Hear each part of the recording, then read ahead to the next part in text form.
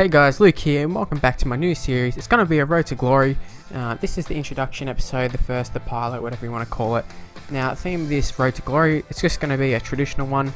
No pack openings, nothing like that. It's just going to be trying to play games, get all the bonuses, win the games, all that sort of stuff, and try and put together the best French team that we can get. Now, later on, I'm going to show you what sort of French team I'd love to end up with. It's sort of the ultimate French team you can make. Now, the chances of actually getting this side are pretty slim to none, but I thought it was worth showing, and we'll go through all the stuff.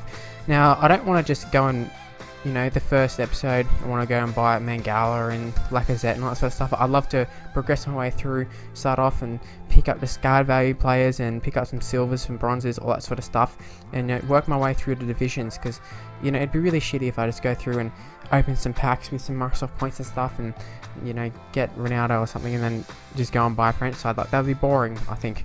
Well, that's just my opinion. If I bought Queen or something and could just get Benzema the first episode, that I wouldn't like that.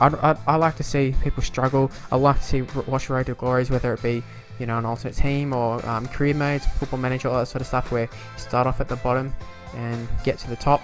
It just makes it all the more rewarding when you finally get there and get a great squad.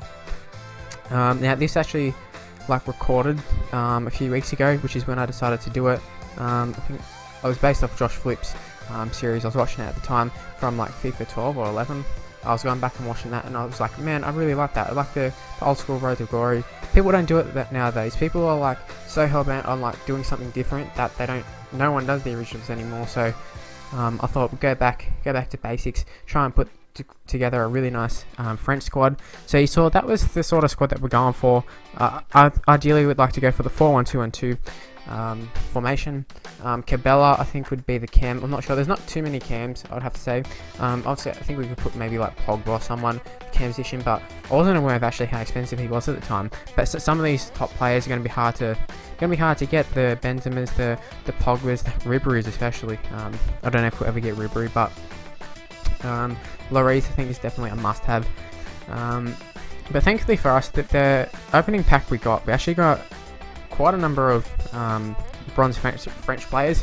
At this stage, I think chemistry is a lot better than actual ability of the players. So if we can get a fair few French players put together, we should be good to go for this division.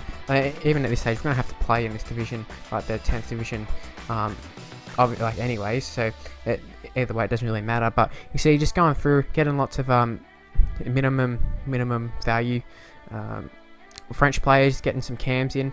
I wasn't really sure what formation I was going to play exactly at this stage.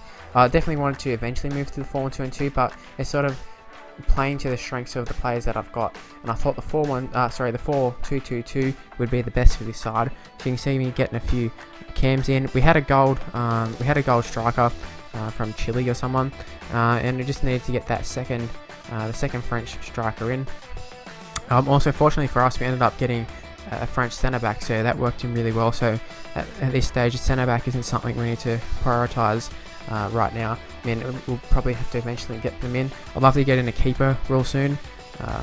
And also another CDM probably, just to get things a little bit more stable on the side. But we're taking on a guy, and he doesn't have the greatest side, but let me tell you, something I almost shit my pants when this happened. You can see right here, Cristiano Ronaldo coming on after I just scored the goal. I think I went in for, he had a chance, something like that. And he brought on Cristiano Ronaldo into immediate effect. This was literally Ronaldo's first touch. Gets the ball. I went in. I knew that if I couldn't just stand off Ronaldo, otherwise he's just going to run right around me. So I went in for the tackle, missed him, and he ended up going to score. And what a finish as well. That was incredible. And then straight after scoring that goal, pretty much Ronaldo's next touch passes it to him, and after that first goal where he just went through and touched, even though I was trying to stop him, I was like, oh shit, got panicked. And then he went through again. He actually hit the post, but the ball ended up falling back to our own player, and we just scored an own goal. So at this stage, I was like, oh shit, what's happened here? I'm going to lose my first game. That always seems to happen on Ultimate Team lately.